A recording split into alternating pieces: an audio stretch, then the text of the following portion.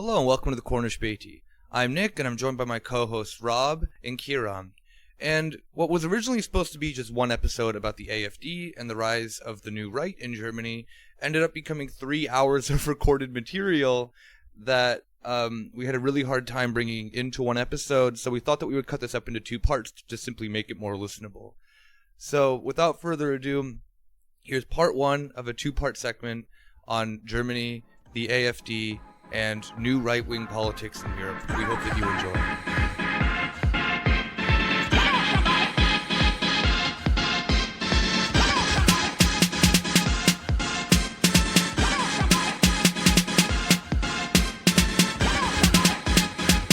This motherfucker out. Crank this motherfucker out.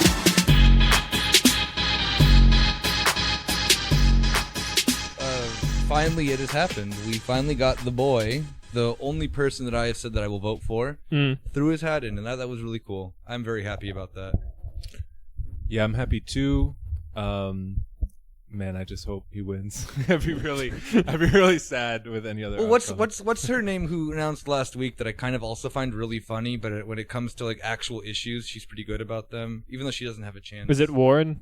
No, fucking Elizabeth Warren. She's the thing about Elizabeth Amy Warren Klobuchar? is that then she like the dumbest thing is that she tried to school Trump on race science. Yeah, with the Native American thing. You can't do that was fucking Trying to- hilarious. Yeah, it's like, oh, the racism is what they're all about. I'm gonna prove that I'm a minority. Ancestry.co.uk is now a big part of American politics, so that's just the way it is now. It's Ancestry.com. It's run by Mormons, I thought. That whole they have a UK vertical. Well, yeah, because there's Mormons everywhere. This obviously. is wrecking internationalism. The one thing to remember, if you don't know anything about U.S. politics, a few points to remember about Elizabeth Warren is that she proudly and repeatedly and constantly calls herself a capitalist. Yeah. She meets with, she was soliciting Jamie Dimon to talk about her campaign. So not a good look and just not very. What can you expect out of that? Well, and the thing that I'm so afraid about Warren or any one of the people who've thrown their hat in so far is they'll be pro all the stuff that Bernie was pro for, and then when they get elected, they're like, yeah, JK, we're not about that. We're gonna do Obama 2.0 because that worked. I like to push back a little bit on it, and I feel like I'm somewhat ignorant to this. Is that Elizabeth Warren at least has by being in the Senate at the same time as Bernie has a little bit of a voting history that's votes for Bernie's things. Yeah, sometimes. Yeah. Unlike Kamala Harris, which is totally just optics. Yeah. Yeah. Well, part of voting for Bernie's things, I mean, so much of it is optics. It's literally optics because the fucking 538 has this metric, how often, the percentage you vote against Trump. And they have these bills. That's my favorite thing, because I looked at when everyone was standing over John McCain, and he had 98% of the time he voted for Trump. But I think the top one is Kirsten Gillibrand or someone, because wait, 100% she's trying to game the system to be I'm the number one, I have the lowest percentage voting with Donald Trump, because there's a bunch of bills that don't matter at all that you can that somehow get put into the system 1488 one way or the bill other. and yeah, Bernie was a big fan of that, co-sponsor. The other thing is that Cory Booker and Kamala Harris co-sponsored the Medicare for All bill, because the Medicare for All bill is literally just it's more to it than that, but at least the discourse around it is we want Medicare for everybody, and it's abundantly clear. Cory Booker isn't even talking about any policy. He's just going around. Did you see the other day he was in an arcade? He's who wants to play me at Donkey Kong? Take me on. And that's clearly a reference to that stream. From 2 weeks ago. And he's the kids love Donkey Kong. I have to talk about Donkey Kong all the time. That's yes. Really missing the point. So is Cory Booker going to become what's it called? A Twitch streamer probably for his 2020 campaign. Emmanuel Macron's a Twitch streamer now, which I love. Badass. I can't wait. I cannot wait to see him just get murked on by 8-year-olds on Fortnite. Can we get some Vichy Francis going in the comments? Yeah. Good luck, Bernie. Yeah, we wish you all the best. We're rooting for you. Yeah, I just say that I'm endorsing him. This is an official endorsement from Nick that anyone fucking cares about. Joe, I'm gonna go out there and say I'm backing Trump. Yeah. Fuck it. Or you're gonna do the fucking Zizek thing where it's like, oh, like if I was American, I just want to see everything just burned to the ground and all Yeah, over Trump. I'm going to be accelerationist in the way anyone's accelerationist who hasn't read any books about accelerationism. And I even think, okay, I think you should support Bernie because for a variety of reasons. But there's also an 'Cause he's accelerationist case because he's actively fracturing the Democratic Party, forcing neoliberals to actually confront their policy positions, and that I mean, when you listen to podcasts I don't know, the Pod Save guys, where they talk about if you don't like Medicare for all, it doesn't mean you're not a good liberal. It doesn't mean you can just be means a that you liberal. suck as a person. They think Doesn't mean we're you the can't most sleep at liberal people night. possible, and that needs to be actively pointed out and destroyed, that mindset in the U.S. so that we actually know the stakes of the game. And Bernie's campaign does do that. And it does accelerate those contradictions, exactly what. So it's Bernie supposed is to an do. accelerationist. Bernie, if you're an accelerationist, vote for Bernie. Does anyone even label themselves an accelerationist anymore? I don't think A bunch of people who did coke in the middle of England in the early 2000s, who most of which are dead now, and one of them was Mark Fisher, and he's great. He is also dead now. He's dead, yeah. So, on the topic of Bernie, transitioning over to then the antithesis of what Bernie's movement stands for, but in Europe, Woo! right-wing politics. Have you seen them? Have you heard about them? They're a thing. Apparently. Folks, have you heard about this? Have you seen this? You heard about this? Dum.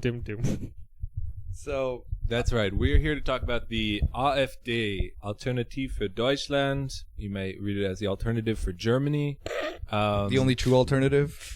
You've probably heard about them. You've probably heard about Germany. You've probably seen people saying the Nazis are back. We're here to break it all down. What if there was a third way? Break through the lies of the mainstream media, and we're here to give you the truth. Yeah, the AfD is really cool, and you should put all your support behind them. Frauke Petrie's a thought. Yeah. And She's a pog. Yeah. I just remembered what POG means, rather than the 90s POGs. POG. All right. We got to set the stage a little bit. We got to take you way, way back to 2013. no, so I guess to put it in perspective too of old, we have to dissect to how the AfD coming onto the scene as kind of an unknown party that then does come to the right wing. We also probably have to put perspective of the old right wing in Germany, the old far right, so the NPD and all these movements that were there. They never they always kind of had a very stable 1% that they would get in just elections. Right. They eventually got I forget what year it was, but they did eventually send someone into the European Parliament who, did nothing, was just probably laughed at by all liberals and whatnot. But they were right-wing politics in Germany. Okay, you can see that the CDU, so the Christian Democrats, Angela Merkel's party, are right-wing, but never in the sense of a full-blown Nazi movement had any traction in Germany. And Germans can probably vouch for that. That they were small. They would have rallies and demonstrations of stereotypical looking Nazis in bomber jackets. They normally would get shit thrown at them and whatnot. Yeah. No one liked them. And the AfD, when in obviously coming from I don't want to say that they didn't really have a platform, but they really, especially when the refugee crisis starts. I don't want to use the word refugee crisis. When Germany starts taking in refugees, then they start, really finding their single issue that they bring themselves around, and then start taking members from other groups that we're going to talk about later, who then fall into this fringe of then what were the NPD and stuff like that, or then maybe actual Nazis. But we have to, I guess, first clarify that they aren't a typical German right-wing party of blood and soil. So I mean, outright so. We can they bend their message obviously, Yeah. but they are a new movement. Yeah, they are super new, and compared to a lot of other, most of the other European far right parties that everyone got super concerned about around this time, or are concerned with now, I should say, they all kind of they have a long history, a much longer history. The Austrian, what is it? Is it UVP or Yeah. The Austrian Volkspartei or whatever the hell it's something called. like that? Yeah. Yeah. No, the Freedom Party Austria, FPU. Oh, the, okay. the far right one. They were started immediately after the end of World War II by like a Nazi, like former SS officer, and then like the Le Pen Front National has existed since there's been like Le Pen's, and they needed to like. And they're like very actively like pro Vichy government. Yes, and all that exactly. stuff. Yeah. But So- Germany has not had a. I mean, obviously it was illegal to have a party that then. I mean, even before, actually during this whole discussion with the AfD, came the discussion of the NPD being banned, which didn't happen, and for better or worse reasons, it was just because they weren't big enough. Yeah, fair enough.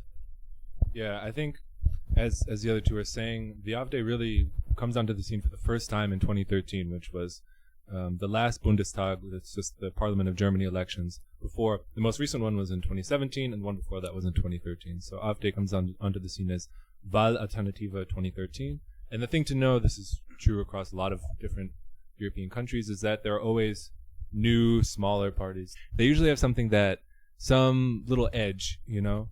In 2013, the other groups that the AfD was kind of commingling with were the Freie Wähler, which just means the free voters. And they're kind of have an amorphous ideology, and the Pirate Party, who everyone in Germany And to loves also for put a it in hot minute. perspective, too, European politics in a whole just has stupid parties. And I can understand when they came on in 2013 that no one took them seriously, because they did look like another one of these nothing parties. You know, to at least be fair with the other parties, they at least have an issue that they're behind, and they can at least have pushed a thing with. And the AfD was at this point kind of blank, had a bunch of people who were just dissatisfied with the SPD and the CDU, and start funneling into this thing. So yeah, around this time was when In Germany. So what kicked off the Pirate Party movement was when the Swedish government, under like American orders, basically invaded the Pirate Bay website servers, and then this whole discussion Europe wide happened of like privacy and the fuck is copyright, and copyright's a bit stupid, but like the Czech Pirate Party is getting ready to govern. Like, they are consistently going up in the polls. They're like the third largest party at the moment. Oh yeah, they still exist throughout Europe. Yeah. I mean, the German one is more or less kind of I mean, you still see the posters whenever like smaller elections come about, but There is. It's really funny because there is like one Pirate Party MEP, like member of the European Parliament, that's like really popular, and she always confuses like the pollsters because they're like, wait, I thought the like German Pirate Party was fucking dead, but she just constantly gets back into the Parliament because she actually is really good. I just imagine the Pirate Party being full of people who just dress up in like the Matrix. Yeah, no, that is exactly what the Czech leader looks like. He looks like the fucking ghost. Bad ass. He looks like the Damn. ghost bad guys from the second That's Matrix. fucking badass. He is the stereotype of what you imagine a Pirate Party member to be, which is a white guy. Do with they also dreads. like go underneath bridges and start doing the what's it called, the goth techno goth dancing and stuff like that? One can all only hope. I hope that's like, I really should go to a what's Parteitag in English? The party conference. Yeah, I want to go to a Pirate Party conference. I just imagine be like 800 people in a room doing Convention, sorry. Yes, thank you. But I imagine that's the first policy point of like the Czech Pirate Party is like this dancing underneath bridges is illegal in the Czech Republic, but No. as soon as we get into power. Do they also like? I also imagine just like the entire time there being. Do you remember that ad that told you not to pirate things? Yeah, like you wouldn't steal a download- car. You wouldn't steal it, but the music in the background that was like. Yeah. I imagine that also going on the entire time through their entire party conference. At least in Germany, I You feel wouldn't like- steal the Czech elections. I don't know, and I'm no expert on the Pirate Party in Germany, but what it seemed like to me You was should that be. We need one. what it seemed Coming like to me back. was that they have like these general ideas, like they're almost like that Lawrence Lessig guy in the U.S. Like they support like, you know, you should be able to vote online so that everyone can vote and these kind of things, and other things, like I think they support a universal basic income and things like that, but kind of their whole mindset is about like hacking democracy. You know, they're not really. I mean, So they're all based in Russia. What? I want to get into this later, but at least I can't speak to the rest of Europe, but at least in Germany, usually these small parties, like the Pirates, like the AfD at the beginning, weren't able to like break into the German system because they weren't any different. They're one small And there's- issue. they're single Or issue some cultural parties, thing, yeah. like Yeah. all the people who wear dreads and watch The Matrix. The vote for the single pirates. All the coolest people in Germany. everyone who fucks. The single issue of the Pirate Party was like privacy online. Like that was it. And they are good about that issue. Like Yes. to be Yeah, for fair, sure. they're the only party who's actually pushed a legitimate platform of digitalization in this country. Although Christian Lindner thinks that he's being, the stand for digitalization. He Speaking of people who fuck. yeah, dude, he does. Like, there's no like I'm not gonna say that he isn't. But when the FDP, another dumb shit party in Germany, did that, I couldn't believe it. Simply of the fact of that, I just imagine a bunch of old guys who love Austrian economics telling you how the internet works. Like that doesn't seem like a something I can imagine. Tell me more. But seriously, a bunch of people, with like green dreadlocks who all dance to like the music of that commercial. So all the stuff that I listened to when I was a teen. Yeah. Play that mindless self-indulgence. Perfect. Thank you. I was like Yeah. wondering what was one of those bands. Yeah. So the off day had this kind of one issue. They were anti-euro, at least the currency, but they were vaguely pro-EU. But even though they don't enter the national German parliament in 2013, but they do get founded and they do become this party, the off day. They shift from this Vala Alternativa 2013 into an actual organized party. And I just want to introduce some of the main characters we'll be talking about with you today. It was founded by Open three that clown people. car. Alexander Gauland, Bernd Lucke, and Konrad Adams. The first two are the most You can important imagine them that all you have being to remember. very sexy. And then when they reform as the AfD, this woman, Frauke Petri, enters the fold. So that's Legitimately a thought. that's the leadership that we're going to be dealing with.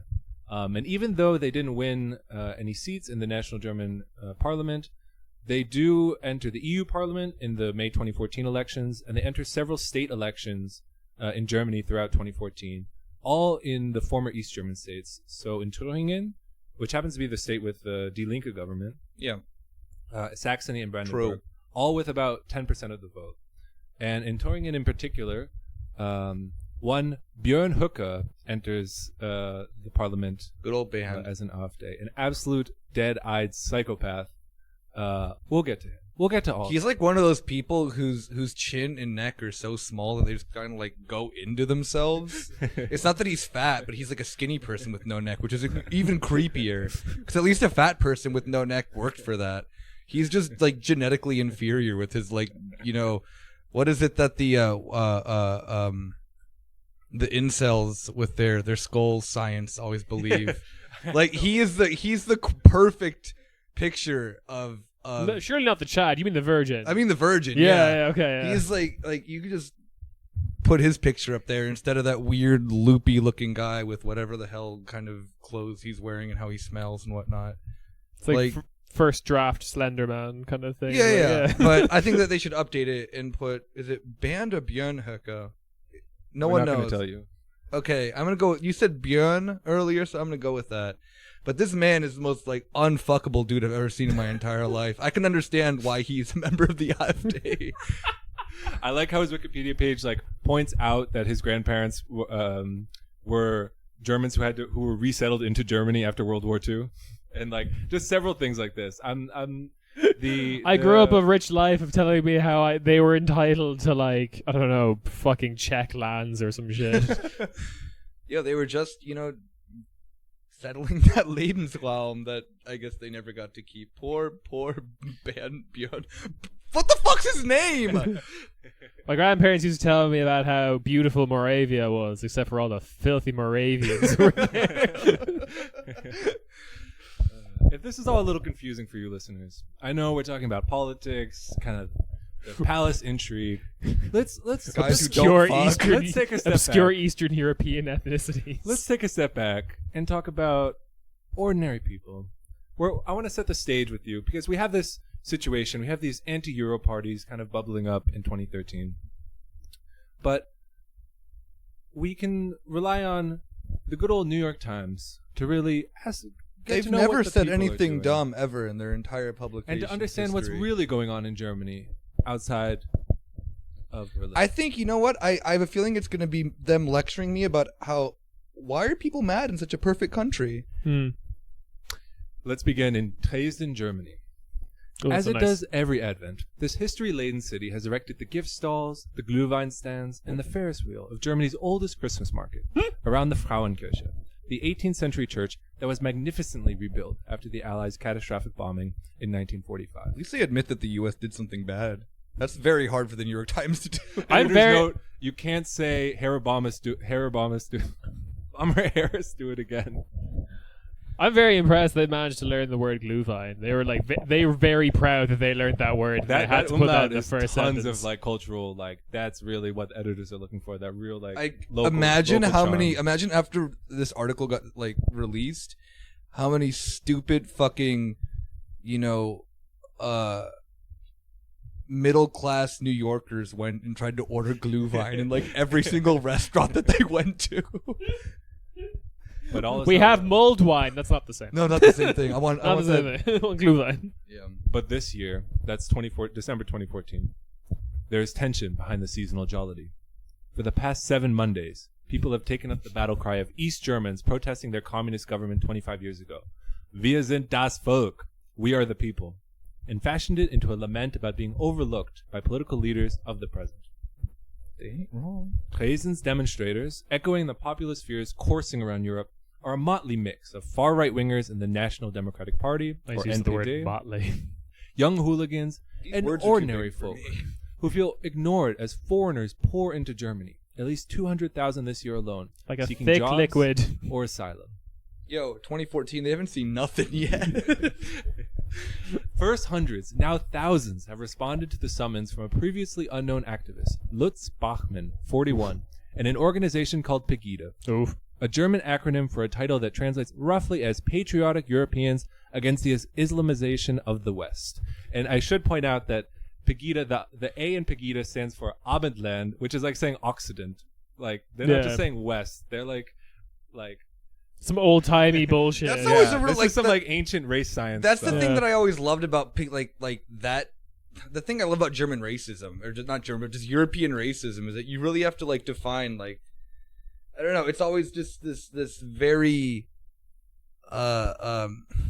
because the Occident's also included countries that are part of Europe today too, right? Yeah, for sure. Yeah, like I think the Balkans actually are considered that at one point in European history.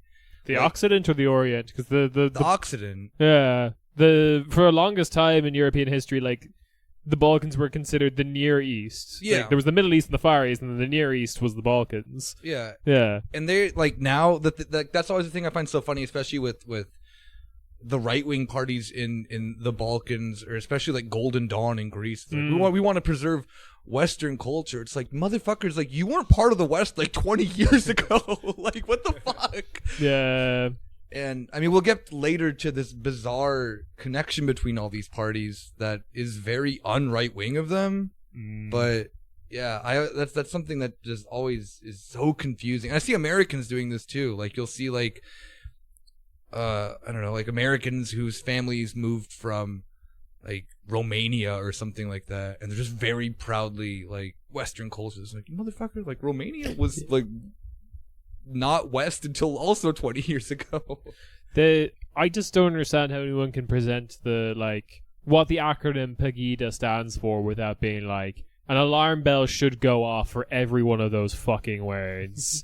Like, if you're not running for the hills by the time they mention Islamification, you're just like, okay, we're in for this for the long haul, alright. I mean, what is the population of Muslims in Germany? Like, what, 2% or something like We'll that? get there. We'll get there. Yeah. Presumably No. more than in this room right now. Maybe. No, yeah, true. I mean, On Monday, again, this is December 2014, a record 7,500 showed up despite teeth-chattering cold for an hour-long march through Dresden's center, a mix of grim socialist architecture and gems of the pre-1945 what is wrong with them? past. Those are very nice buildings. That pisses me off. They just said how beautiful it was like 2 paragraphs Yeah, what the ago, and fuck? You now can't it's just grim change your socialist position about architecture. No, I love the gems of the pre-1945 past. Just say you like the Hitler, like fucking postmodernist Nazi architecture. Just say it. Yeah, go down Karl Marx Alley and tell me that those buildings are not impressive and beautiful. One placard said, "We miss our country," while another demanded protection of the Heimat, or homeland, and not Islamization. That's beautiful Those German language. accelerated very quickly. You're just showing off if you're like protection of the Heimat or homeland. You translated 2/3 of that slogan. Why didn't you translate that last word? Clearly, Pegida has touched a nerve. In Germany, where the economy is still growing and more people have jobs than ever before, no equivalent has emerged to France's Marine Le Pen and her Populist National Front, and no leaders have ridden discontent to power like Prime Minister Viktor Orban in Hungary. Goddamn snack. I mean, Le Pen's party, like the whole National Front, is just like a very exclusive Tinder for the members of the Le Pen family. If you ever look into like how any of the Le Pen family met their spouse, it was in a party meeting, because that's the only place they can find people who agree with them on like anything. So it's not a model to emulate. And they've also been, I mean, like, the thing is, too, like, back to the conversation we had earlier, they have been around much longer than, I mean, like I said, the NPD was just there. And how long what's the name of Orban's party? Fidesz has also been around. Fidesz, that's it. Has also been around for quite some, I mean, like a good... Since Hungary became not Soviet or whatever. So you have time to create the groundwork for your Christian state and all your other bullshit. Or in the case of National Front, you have literally just everyone who was sour that the Nazis didn't win form a party. Yeah, pretty much. But there's a turn, folks. The Islamization evoked by Pegida is hardly imminent, with only about 2% of the population in the Saxony region foreign, and only a fraction of those Muslim. But right-wingers and soccer hooligans banded together in Cologne this fall and overran police officers in violent protests they said were aimed at Islamic extremism. Dresden is almost the anti-Cologne, determinedly anti-violent and careful in its flyers and patriotic placards to stay on the right side of laws banning hate speech, yet focus on many of the same targets. Wait, what? I don't get the anti-Cologne thing. I know, just tell that to every foreigner who's been murdered in Dresden or Chemnitz or Germany in the past 5 years. Or just years. firebombed because they've been, firebombing fucking what are they called? Refugee camps as of late that no one ever talks about. Yeah. That's the thing that really bothers me. Right-wing groups in Germany go around just setting refugee camps on fire. Yeah. Like that is I've never seen Antifa, where you at? They protest them and all the time too, and they actually do something about that. But whenever I see, but to be fair, like whenever I see, your shame. like whenever I see people, particularly in other countries, talking about then how bad the right is, and how bad this new wave of extreme right wing politics in Europe are. That's the easiest thing to pick out and be like they're first off the amount of terror attacks that have been committed by the right, which I would classify those as terror attacks, and so does, as much as I don't want to quote the fucking Bundesverfassungsschutz, which is like the FBI here, like the number of attacks done by the right have quadrupled since 2013 or 2014, and I don't hear a single person outside of Germany, and in Germany for that matter, really addressing that and using that then as a weapon against the right. And it really, it just bugs me because it's such an easy thing to be like, these people are horrible. They are, they want to cause harm. They're not about that. They just want to like protect the fatherland or whatever fucking bullshit they believe. They actually want to, remove these people by any means necessary, even if that means, throwing Molotov cocktails at them, which is horrible. For every refugee murdered in Dresden, a white child is born in Cologne. That's what that means. Damn, then, All right. Fuck, I have nothing for that.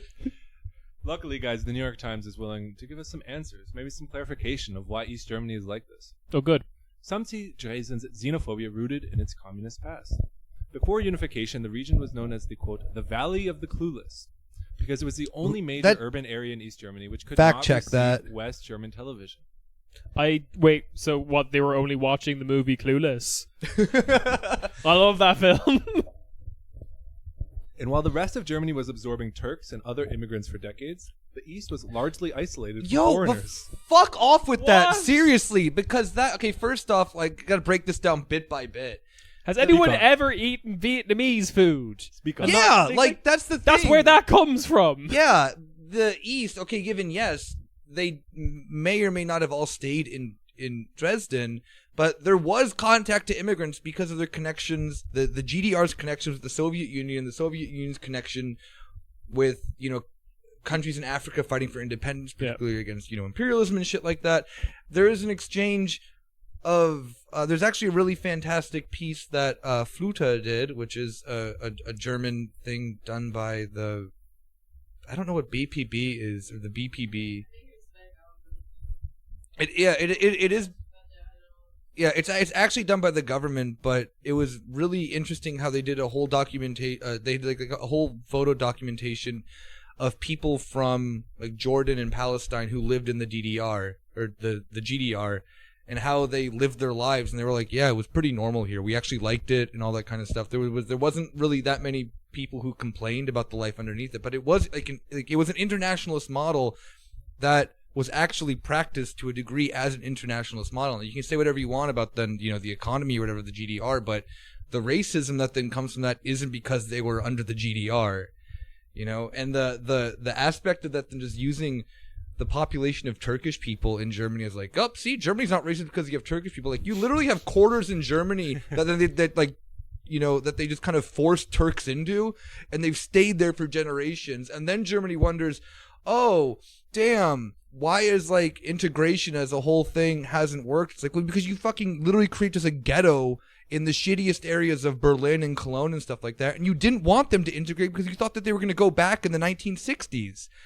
Yeah, like, they don't, like, then and now still, they just don't have a general idea about how, like, immigration works, and how, like, if you want to be multicultural, then, that doesn't mean creating, this weird, there's always this weird, like, parallel society thing that Germans are so afraid of, but their government physically created it. It's just so dumb to me. It's like, oh yeah, like, I go and eat Döner in Kreuzberg, and that's why I'm multicultural. It's like, fuck off.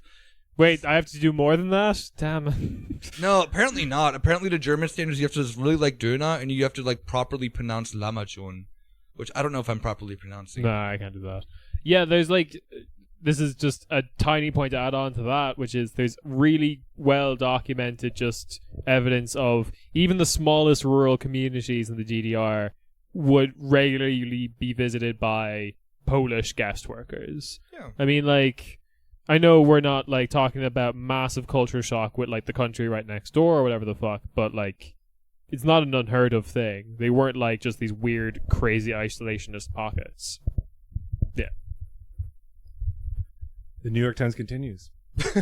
Suspicion of Islam is not unique to Eastern Germany, but it is potent. Driven like elsewhere on the continent by the swelling of the Muslim population, the alarming flow of European Muslims to Syria or Iraq to wage jihad, and the growing fears that those jihadists might return to inflict harm on their adopted homelands. Don't you hate it when you pour in a bunch of Muslims and then they start to swell? I love these words they're using. An announcement in the fall, so this is back to Saxony in particular, the state that Dresden is in. An announcement in the fall that 14 new refugee facilities would open in Saxony for some 2,000 refugees. 2 this year, and others in 2015 and 2016, may have been the final straw.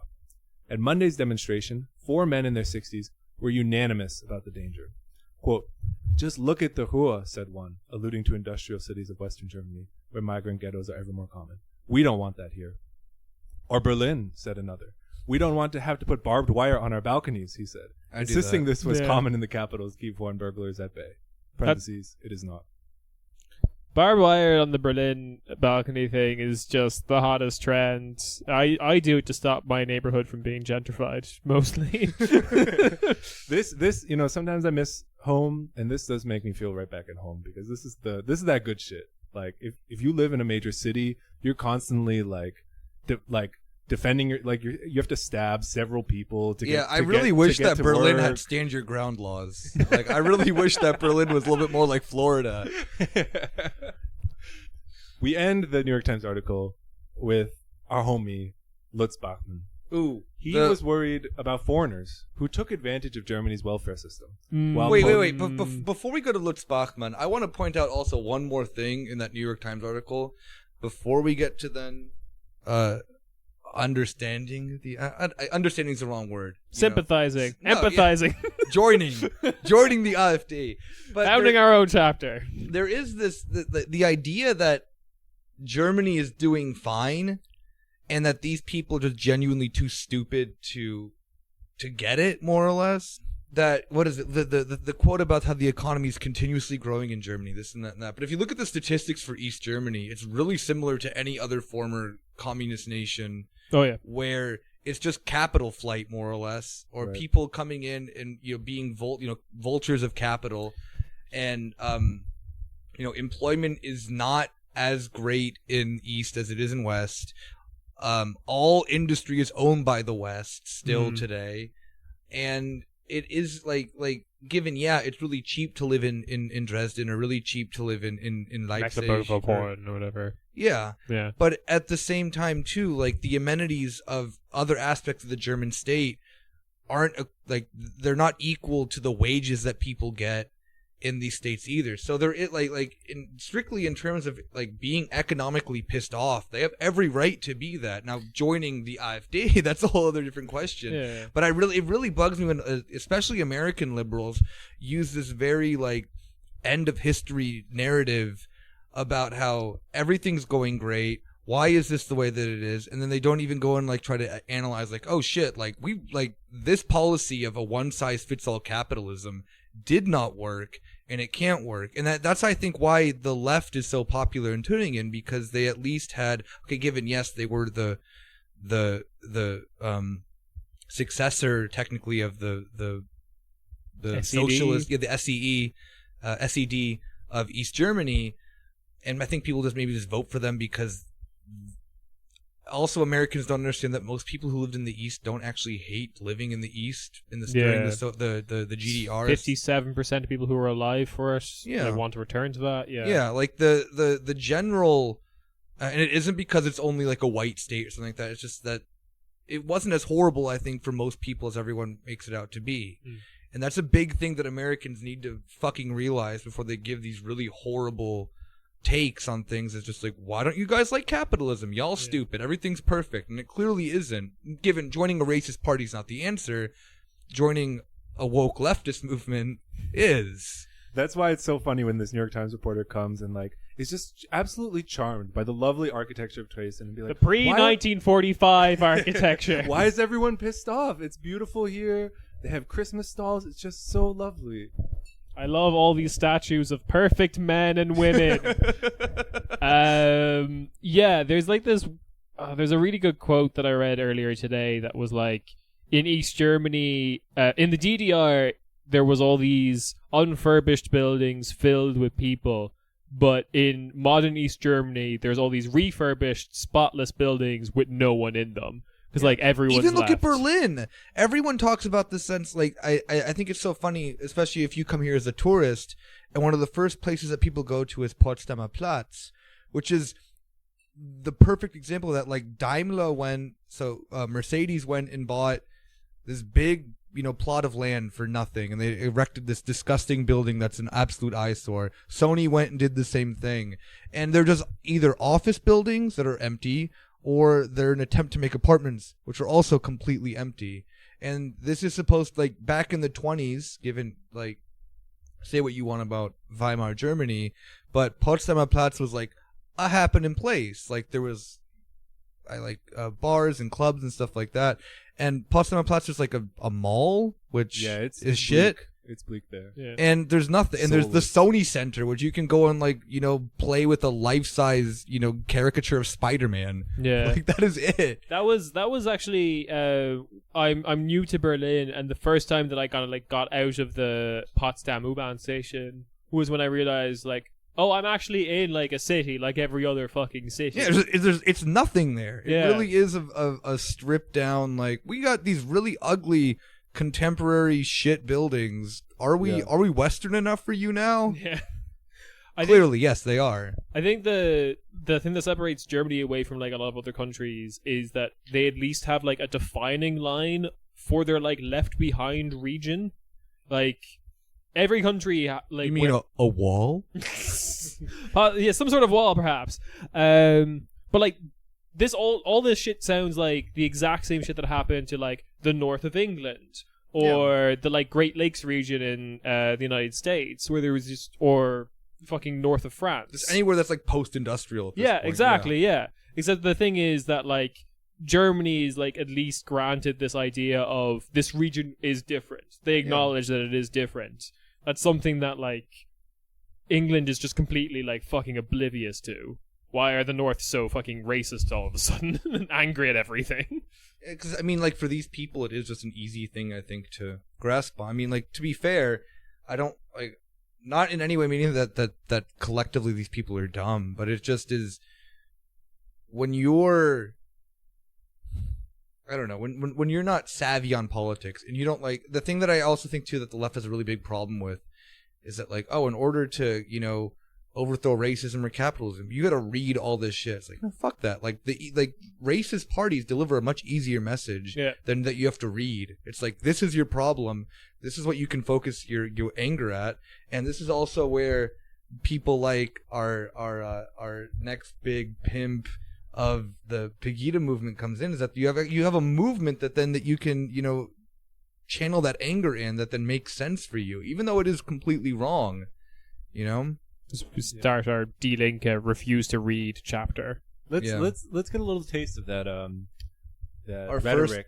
Would we say that like Lutz Bachmann is a fail son, or is he like just?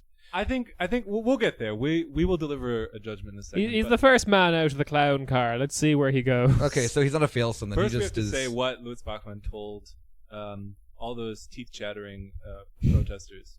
Overwritten.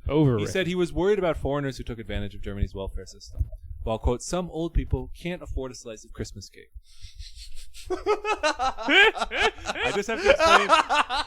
German society has collapsed. I have to explain to the listeners, it's very sad that people in East Germany don't have money to afford things anymore, but Christmas cake is literally fruitcake. And so they're ready to just murder all refugees just so they can eat fruitcake. And I'm going to say here right now, definitively the worst cake. Yeah, I avoid it. I know what it looks like. Yeah. It's a cake that's tricking me into eating fruit. Well, no, the ones in Germany are also though like covered in like powdered sugar. I think, if I'm not mistaken. No, that's some good shit. So they look not that bad. Would you? But hold up. Would you commit genocide for this cake? Who we genociding exactly? I don't know. Ask Lutz Bachmann. You get to pick the cake. Bachmann gets to pick the race. Pretty soon, Bachmann predicted to applause, deformation of the German language would deprive Germans of Christian terms like Christmas tree. You know, in Arabic, they don't have a word for Christmas tree. The word Christmas tree in German does not have the word Christmas in it. Okay. It is just a type of tree. It is a Tannenbaum, which literally just means like a fir or something. It's just like a category of a tree. You see, that's because it's this weird post-World War II version of German. Before World War II, they had 200 words for Christmas tree. I mean, unless, of course, he means Weihnachtsbaum, which then would be Christmas tree, but you have a German word also for it. You have a song called O Tannenbaum that every fucking person knows that is talking about a Christmas tree. Just by the type of tree, we know what that is a Christmas tree. I don't speak German, and I know the song O Tannenbaum. Yeah, see? Exactly. We've been dancing internationalism. We've been dancing around it, but we have to get into our favorite fail son of the right wing. He's not even a fail son. He was just the first person to fail of his lineage, so he's like the grandfather of failing. The failed patriarch. Yeah, the failed patriarch. All those other like ice-chewing psychopaths like Björn Höcke, they're in parliament, they're doing their shit. Lutz Bachmann, he's a failed club promoter, retired soccer player, and he did a ton of crimes and was sentenced to several years in prison. At which point hang on. He South sounds Africa. really cool so far. He fled to South Africa where he opened a nightclub. He literally sounds like every person's horrible stereotype of a German person, which is really cool. He went not to not that this person's cool, but that stereotype is really cool. He went to the least racist country. Didn't he go to South Africa during apartheid? It was after apartheid, but he said his club was like geared towards black people because they didn't have enough nightclubs. So he's like, he probably comes back and is like, I'm not racist. Some of my favorite customers were black. Dude, that's legitimately, to be fair, I mean, not defending him and not defending anyone like this, but that is a big right-wing trope that a lot of the like upper members of Golden Dawn in Greece do the exact same thing. Not that they go open nightclubs, but they go and do charity work in Africa, and they're like, oh yeah, look at how great we are. Like, we're not racist. And then when you ask them, well, why do you go and do all this charity work? They're like, well, we don't want them here. And I'm like, okay, first off, they're not coming to Greece because no one wants to fucking live in Greece right now. And secondly, it's like that type of mentality I know works for a lot of people, like which is a very unfortunate way of looking like that. Oh, I'm not racist, but I just want these racists to stay where they are. Yeah, this coincides quite a bit with that, like the Richard Spencer kind of like praise of Israel.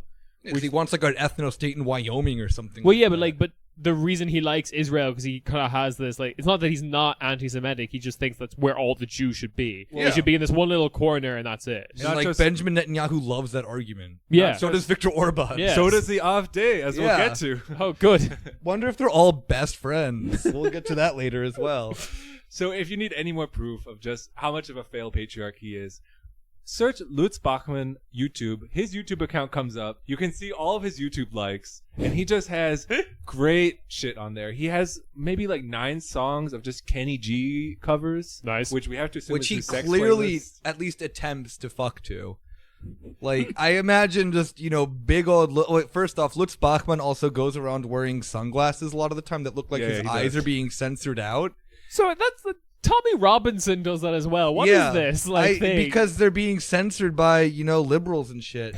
But I just imagine Lutz Bachmann just entering the room as his big pudgy self and just trying to like lay down a woman while listening to these horrible Kenny G covers. If it's not Kenny G, then it's the absolute legend, DJ Happy Vibes. Oh, fucking brilliant. The only thing that can get Bachman up. Now, For those who don't know, DJ Happy Vibes is no one knows who DJ Happy Vibes is. You don't have to DJ Happy Vibes is a normal fucking thing. In For those who Germany. don't know, which is everyone. DJ Happy Vibes is a really shitty Schlager singer. No, he's a DJ, not a singer. Okay, I'm sorry. Actually, he He's a does sing DJ. too. But he plays Schlager. He's an music. experience. Yeah, he's multi-instrumentalist. He's a Pegida legend because he was fired from his radio show for being too racist and supporting Pegida too much. Now I'm pretty sure the radio station said it wasn't because he was. Of course not. he But was it racist, was but very. He was it was, an outspoken Pegida supporter, which is clearly why Lutz Bachmann, and gave him I a think big he up even for like those YouTube DJ, likes. like he DJ'd a bunch of events that Pegida hosted, and this isn't. That sounds like Okay, a this This sick- isn't music that anyone should listen to if they want to be like preserving Western culture. If Let's you want just to say that. understand the German psyche, especially the far right German psyche, listen to Schlager music, especially DJ Happy Vibes, and it will just open a portal in your mind, and you'll just enter the headspace of Lutz Bachmann and all of these people. This always goes back to the thing of when these people want to protect the West, they don't want come on, at least like I know that this point has been made 1,000 times before, but it's like like the Nazis had this Wagner and all like Goethe and these crazy fucking writers and shit. the hits. The hits, yeah. The big, I mean, like, people that you can at least look to in German culture and be like, okay, yeah, like, that's impressive. But Pegida wants, Helena Fischer and DJ Happy Vibes to just live on into eternity for the perfect crystallization of Western culture. And that's brilliant. Like, that is something we need to fight for. 1,000 years of blood, soil, and repetitive electronic beats. I'm willing to say right now on record, DJ Happy Vibes is better than Wagner. At least DJ Happy Vibes probably fucks and is probably just as anti-Semitic as Wagner is. It also needs to be pointed out that every Schlager DJ or singer that I found is extremely racist. Yeah. They really, Like, And the thing is, like, Schlager music's always pointed out as like the apolitical music. And I think even back in the 60s, there was this like the German youth were listening to rock and roll and all this like, you know, crazy new stuff that was political. And the good old Germans listened to apolitical songs like, you know, I Squeeze My Baby, and while it's like playing like really cheesy electronic beats. And the thing I in realized the 60s, yeah, they had fucking Schlager music. well, yeah, so Schlager, modern Schlager came about in the 70s when it fused with disco. But the thing If you are the only like, There's literal Schlager songs about pretending to be a cowboy and like killing Indians. yeah, really. Yeah. if you're the only like left socialists Schlager musician, get in touch because we will make your music our theme song. The thing I realized about Schlager music is that all of the titles, like again, they're supposed to be romantic, like, but all of the titles are just how Donald Trump talked to Billy Bush. Like it's all just like, Wait, when I what? see lips, I have to kiss them. I spied on her in the dressing room. That's just what all Schlager songs are called. There's Are they probably a really? Schlager I've song never called Grab Me actually by the looked. Pussy. Well, because then Look you it also up. They're like, I just have to kiss red lips and things like that, but in German. You were way too into the Indian Native American genocide one. yeah, well, because they like people actually sing that in public. It's not. For sure. Yeah, It's it's just not blaring at It's like we Oktoberfest. should. It's like the song is like that. Sexual assault The happening song is like that. everywhere. Like we should play. It's like it's obviously like in a romantic sense, but it's how like I'm a cowboy and I'm gonna dominate you because you're Native American. What a beautiful country I live in now. Yeah. Yo, I only listen to that new woke backpack Schlager singers who talk about Europol crime statistics. None of this bullshit pop stuff. Yeah. Fuck that Helena Fischer. The real The shit. thing that I think is so funny though about Germany also as well with Schlager is that it is so normalized that then whenever you watch any award show in Germany, you have always Helena Fischer, who's like this pop star who will never go away, and she has had like one big song, and yeah, everywhere she's still everywhere. Like you'll be in the subway, and they'll have news about Helena Fischer's favorite food is fish fillet. Who would have thought? And you're like, I don't give a shit. And like Germans are like, oh my god, yes, I need to know what Helena Fischer's favorite thing. Like she plays for the what kind of fish fillet? This is important. halibut. Okay, cool. Yeah, I don't know. Nordsee. Yeah. All right, so we have to return back to Lutz Bachmann. So one fateful day, he's back in Germany. I think he went to jail for a little bit. He sees a protest, and again, For this what? This video Was is it cocaine also possession the 3 times that he had or whatever. this video is also on YouTube. Lutz Bachmann sees a protest of maybe 100 Kurdish people, like protesting in downtown Dresden, and it's like in a mall, like an outdoor mall, and uploads it to YouTube. And he gets just pissed off and starts a Facebook page called Pegida. And not to mention that it was just any Kurdish group. It was PKK supporters who are the most, I would say, anti-Islamist group in that region. They're a full-blown, I mean, for anyone who doesn't know, the PKK and its non-affiliated organizations have been kicking the shit out of ISIS since, 2012, 2013? Yeah. And they have been ruthlessly oppressed by the Turkish government. And yeah, I Labeled would a terrorist also organization associate them. by the USA. What? They're considered They're considered a terror organization. group by the United States, Germany, and Turkey, and that's a the holy trinity of who I would want to be considered a terror group by. But the thing that I think is so funny too with Lutz Bachmann is that then he goes and he makes this Pegida group, and he puts in one of the original logos. He finds one for and I think he found his bluff, because then he's like, hey, they're throwing all these things into the trash can in the logo. Yeah, so to he has, describe the logo, it's like it says Pegida, and there's like a dude. It's like the trash emoji, and there's a little figure, and he's throwing like By emoji you flags mean into the trash. By emoji you mean icon from the back of like like a bathroom you icon. goddamn Yeah. plebe. Yes, the thing that you would find in the bathroom, not an emoji. You Yeah. shit. The thing like trash on the emoji. back of like chocolate bar wrappers to remind you to To throw throw away something in the way, Yeah, throw yeah. something in the trash. But- So he has a swastika in there, obviously because of Nazis. And then instead of like the Soviet flag or his hammer and sickle, he outdoes himself and he finds the old flag of the PKK to put in there, which I think, at least for me personally, I think he knew that he was stupid in that. It's like, oh damn, like they aren't Islamists, but I still don't like them, so I gotta show that I really hate the PKK, which also then, in my opinion, makes Lutz Bachmann just a cell of, what are they called? The Grey Wolves? Oh, he's like Yeah. massively into neo-Ottoman thought. Yeah, I really think that Lutz Bachmann is a secret neo-Ottoman, and he's a very pro-Erdogan kind of guy. I don't know. It's just me. The Armenian throwing that out. genocide both didn't happen, and it was cool. Yeah, exactly. But not only does Lutz Bachmann start this Facebook page, Would he talk to me? Like, I'm a little scared now. Not only does Lutz Bachmann start this Facebook page called Pegida, he also starts organizing. It was called in the New York Times article a march, but as he calls them, Spaziergänge, or evening strolls, which is a They cornerstone. did them of like German every culture, Monday you for have like to 3 understand. years. I think they still do them now. That is how my retired parents treat Monday evenings. Is just going for a lovely stroll. But that's Yeah. the thing. The Spaziergang, again, this evening stroll, is a cornerstone of German culture, much like the fruitcake. And so, like, you have just like you spend all weekend drinking beer with and you hate your family, but you're all getting drunk with them.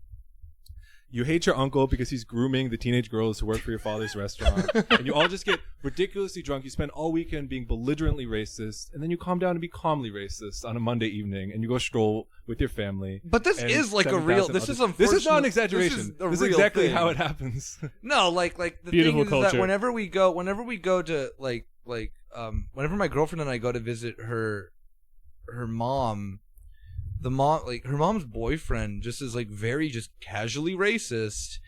And I honestly am surprised that he hasn't just like openly. It's always he's like given he's from like they live in like a really small like village. It's not even a town, a former farming village, or I guess there's still a farming village, and yeah, just this is the norm for people in that area. It's just like, oh, we're yeah, I don't know. It's always just about this thing of like, oh, I met a few refugees the other day. They seem very different. They don't belong here. And you're like, what? Like, come on. Like, that's not a reason for them to just like immediately. I met some Syrians down at the refugee center, and they took all my Christmas cake money. So now, Well, maybe you want to mention how Germany treated refugees, because part of the mythos for these people is that they're coming and they're taking all of the economic benefits of Germany. But that's not. Should I do this or Yeah. Should okay. Yeah. I guess being an American, this is a very interesting one, because getting one side American news, and especially like BuzzFeed and shit like that, and the other side then seeing the reality of Germany. Right. I always see on my Facebook like, oh, Germany, this union now works 28 hours a week, and everyone's sharing it like, wow, why can't we be like this? Or they're closing all the coal plants. That's like a very small portion. I mean, given yes, it's good that they got that. Right, but there's this. This isn't the whole country. There's like this whole industry. Germany is experiencing neoliberalism right now. They're a little bit late to the party. Like, there are still like labor unions, but that doesn't mean that you aren't having a stripping away of the social welfare state. Right, like but you're there's just this seeing. minor industry of like things written in English about small German events, just to like boost people up and be like, see, it's better there. Yeah. Good things. And it's also used as like a very general push of why we need, we just need just basic social democracy, and then they don't understand that then within that basic framework of the Social Democratic Party isn't even social democratic anymore, but within that basic framework then comes this like perfect idea that then capitalism and everyone living well can exist, which isn't true. And I guess, but back to the thing about the reality of the refugee situation in Germany, is that when you looked at every single American outlet or any single English outlet, they painted this very rosy picture of that Germany's accepting all these refugees, everyone's getting along, this and that and that, and there's just these racists, who are racist, who just don't like it, and they're mad, and they're taking these pretend jobs that are there for everyone, and everyone in Germany has a job. And the reality of it is that the German government handled the refugee situation horribly. There was even reports of them wanting to reopen concentration camps because They did not know what to do with people. And to be fair, this has to do a lot with the fact that half of Europe didn't want to take in their fair share of refugees, and Germany did take in more than they probably could have, which is a whole other debate to be had. But the simple fact is that Angela Merkel's government did not have the proper plan. And when it comes to, there's people like, every year there's like the Tempelhofer Feld, which is a big park here in Germany that used to be, in Berlin, that used to be an airfield. They have the welcome party. And if you're like listening to the people talking, a lot of them can never be processed into the system because they don't have a passport, or they don't recognize the country that they come from, if they're from, let's say, Kurdistan or something, which no one recognizes, and they don't have documents, and so they're just living in limbo, and the German government has no solution for them, and they just start sending people back, and they start sending people back to countries that are not safe places to send them back to. Or now the new program of just volunteering to leave the country because Germany just didn't work out for you. You just didn't work hard enough to stay here, or you happen to be from a country that isn't recognized by us as a country, or you're from a country that we don't recognize as being an emergency right now. So it's a massive shit show, to be fair. Yeah, I also just want to add one little bit about like the European aspect. You're right, there was like a huge swathe of countries that just wouldn't take any refugees, but then at the same time, if I'm remembering the timeline correctly, back when these numbers were being figured out, the countries that did agree to take in refugees, even like large numbers compared to the population size, like Ireland, where I'm from, this was back when they weren't agreeing. All these countries that agreed to take refugees were refusing the idea of like a percentage or a running quota system. The idea if more refugees come, you would take more again.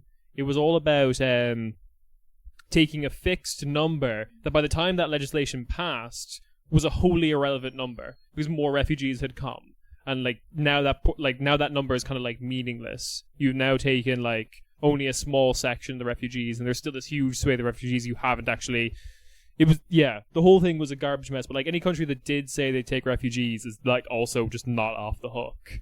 Yeah. In that regard. I mean, to be fair, like all the countries of like the Visegrad and the Baltic nations and practically most countries in the East are even more at fault of this, because they just straight up in just complete xenophobia and racism just said no, like they do not belong here, this and that and that. And it is like, and given like this also kind of shows them too the contradiction of the European Union as well, that you have an overarching governmental system that has absolutely no power. They can't tell you, nope, you got to take refugees in, because it's like, oh, you're branching over our sovereignty. And this is how people like, Orban or the AfD begin strengthening their membership, I would say, at least. That's really they did view this as a crisis, and they did view this as something that then hinders Germany from being Germany. Yeah. Well, that's a good transition, because again, all this Pegida was really reaching its peak in the end of 2014. In January 2015, that's when the Charlie Hebdo shooting happens. And early 2015, the AfD seizes on this moment. Höcke and a couple other people basically write a manifesto of their new direction for the party that's much more explicitly, again, the party in the beginning was vaguely, it was anti-Euro, but pro-European Union, kind of vaguely anti-Europe in general. And then it goes in a much more right-wing direction, and wants to work more closely with these social movements like Pegida and draw upon their strength. Again, Pegida being labeling by most people in 2014 as an openly racist, xenophobic campaign. And not only, and this isn't just, I mean, they call themselves the Wing, actually, in German, this back then, the section of the AfD, but leaders and founders like Alexander Gauland sign on to this resolution and give it heft and propel it further. And then in reaction to that, let's go back to Bernd Lucke. Again, he was one of the other founders. And he's basically, he starts the rival. Fucking milk toast ass motherfuckers. They're all the same. We can call it the Cuck Wing, because he's like the economist. He lives in Hamburg. He's just about anti-EU politics. And he's like, what's going on with all this like explicit racism? I just want to be against the euro. and he starts his own wing. Is he kind of like of that branch of people who say that people have legitimate concerns about immigration as like a dog whistle, or is that the other? I'm other sure. branch? I'm sure he says that. Right. Wait, isn't this fuck? He has a different. It's an acronym. Is the name of his party, right? It's no longer the AfD anymore. He actually physically breaks off from them. Yeah, he does start a new party. It's called like AIFA or something like that, if I'm not mistaken.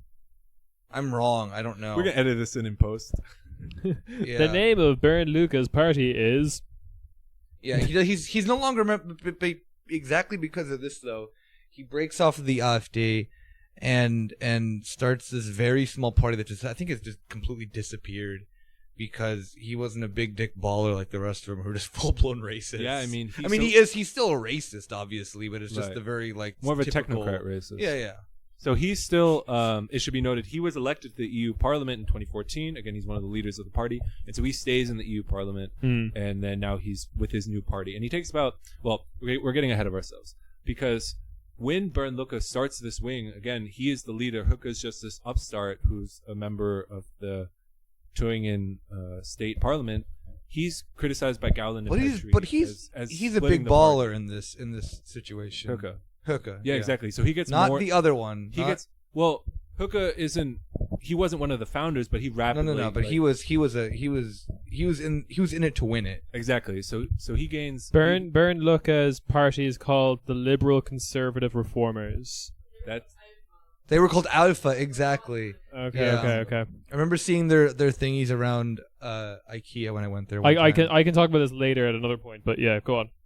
So the thing to know is that in 2015, the AfD has its Parteitag, its convention, and Frauke Petrie beats Lucke in an internal election for Damn right she did. Power to women. Even the most racist women also too can succeed. Yeah. Yes, Queen. This is. I'm a self-identified male feminist. Thank you. So that's why I vote for AfD. When we see strong women like Petrie. Yeah, like Falca Petrie. Do you know what her like it's really funny. She always like brags about traditional marriage and stuff like that, but she's not married to her spouse. Yeah. Which is very weird. Like they won't get a marriage because he's also a member of the AfD, but in a different city. Yeah. So if they got married, they would have to then claim the same household, and they could no longer be separate AfD entities. Like a true feminist. Like the absolute true, yes, queen, you slay feminist. Like you don't need no traditional marriage. It should be noted that Petrie is not part of the AfD anymore, and neither is her husband or her partner. But we'll get there. Lucke ends up leaving the party after losing the internal election. I think he also said that she was like demonically beautiful, which I think is a hilarious quote. That's gorgeous. Yeah, it's like a German, you don't say. A dämonische Schönheit was what he said. The German for "I love you" is "you are demonically beautiful." And I think that's great. Yeah, he said that she has a dämonische Schönheit, which is like that's. Men, treat your women right. So again, Lucke ends up taking about 20% of the AfD at that time with him. This includes a few of the state representatives. But once AfD under Hooker, or at least Hooker's initiative, aligns itself more closely with Pegida, then it's really it's off to the races. Its growth, because this is when it starts cooperating with other parties around Europe, such as the FPÖ party in Austria, in 2016. With that cute little boy, what's his name? Sebastian Kurz. Wait, is he the head of the FPÖ? No, he's the head of UVP. God damn it! I hate all these fucking acronyms in Europe. I know. He's a little snack. Wait till we get into like Dutch politics, where it's all a combination of V's and D's. Every political party. This made me sad because I thought that they were trying to make like a coalition of just like the sexy racists. Yeah, which would be a great calendar. Yeah. But no, Sebastian Kurz is like noted. I mean, given Sebastian Kurz is not sexy. No. He's the fucking nerd. There's nothing. He just looks like some like German frat boy, which is not the cool frat guys like the United States. No, he's the one who got bullied in the frat, but everyone put up with him because his dad was rich. kind of situation. No, he pushed the center-right party of Austria further to the right. Like, a lot of people give, like, way more credit to the UVP for pushing Austria to the right, but it's all, like, a lot of it is Kurz. But the UVP is fucking terrible.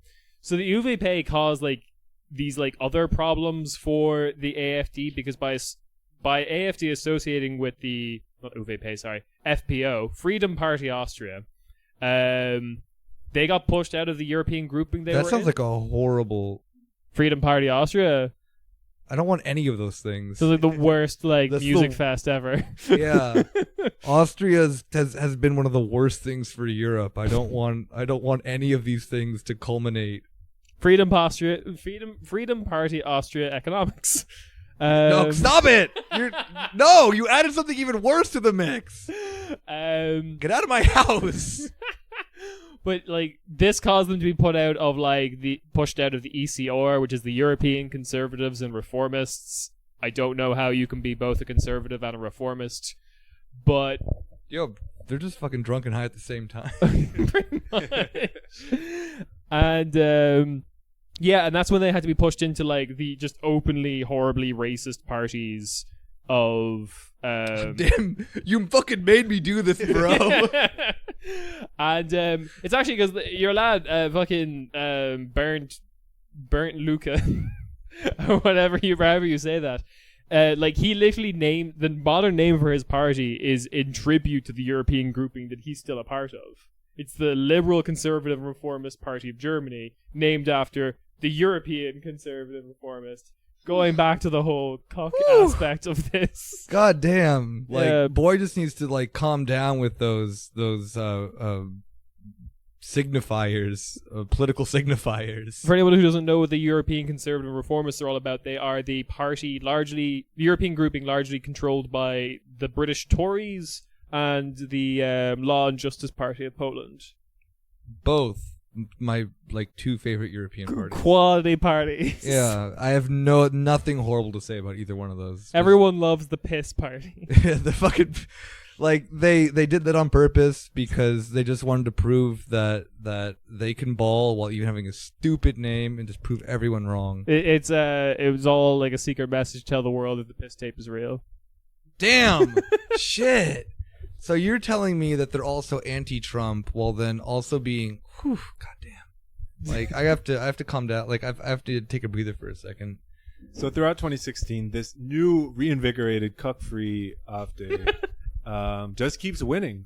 They entered 4 more state parliaments in March 2016, including becoming the second largest party behind Merkel CDU in Saxony-Anhalt.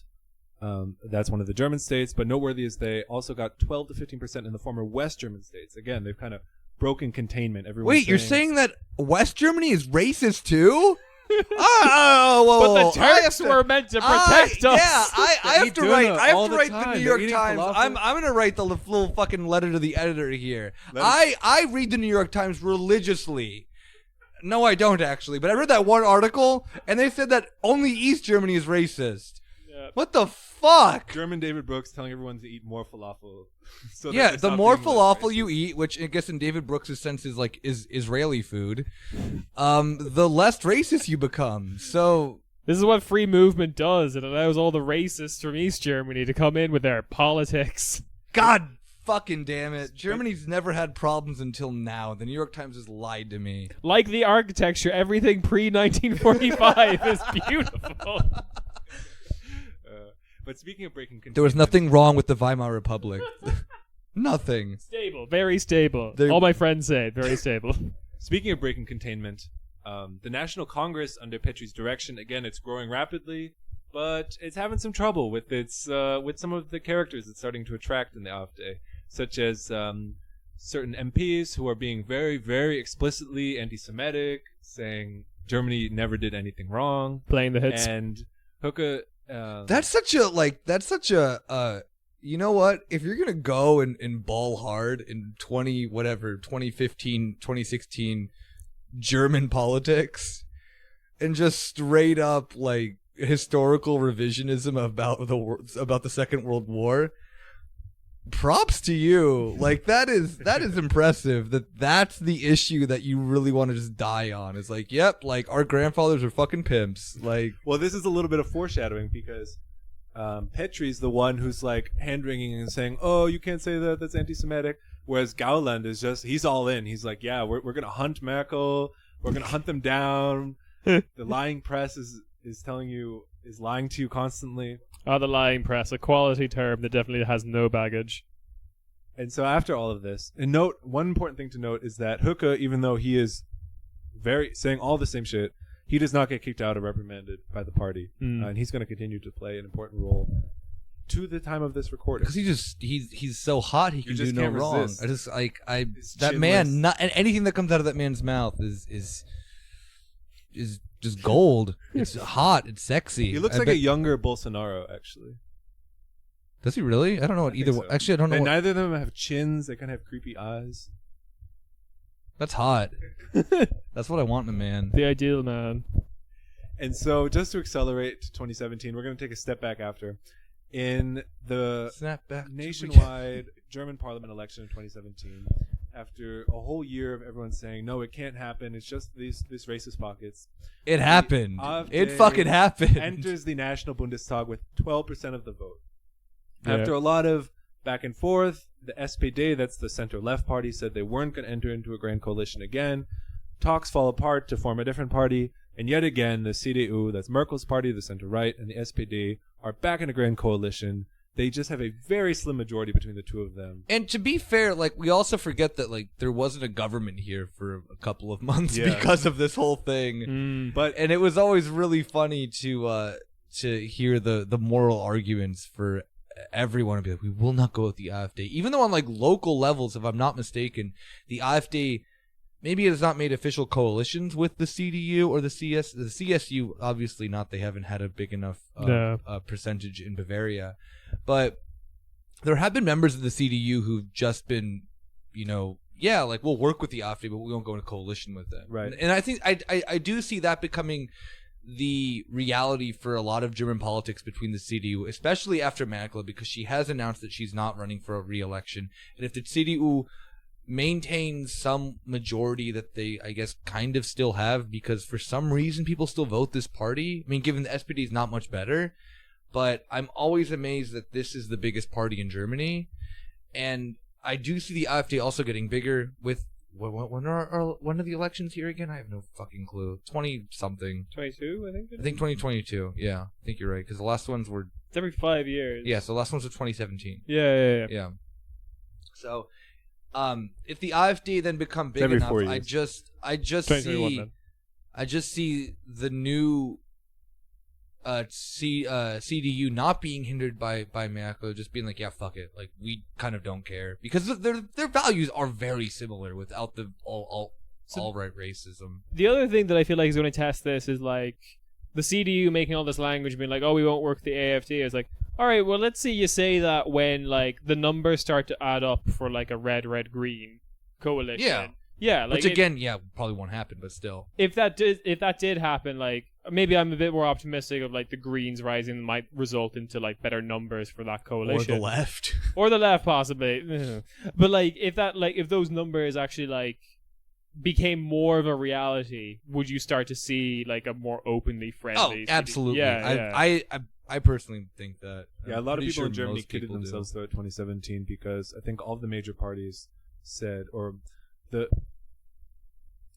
CDU and the SPD said, and I think the other smaller parties, the FDP and the Greens, said they wouldn't work with the left party, of course, and that they wouldn't work with the AfD. So that a lot of people kind of reassured themselves and said, well, it doesn't matter if they enter the parliament because no one's going to enter into a coalition. What about Christian Lindner and his sexy FDP with their brand new disgusting colors that they have of like piss green and whatever it is, pink and blue? But it's exactly this situation when so two parties are ruled out, that they're not going to redo the grand coalition, and so that's why the first government attempt after the 2017 election was to put together Merkel's party, the Greens. They actually did try that. And the FDP. Jamaican coalition. The Jamaican coalition. Yeah. They have to call everything Jamaica because No, this is Germany's obsessed with.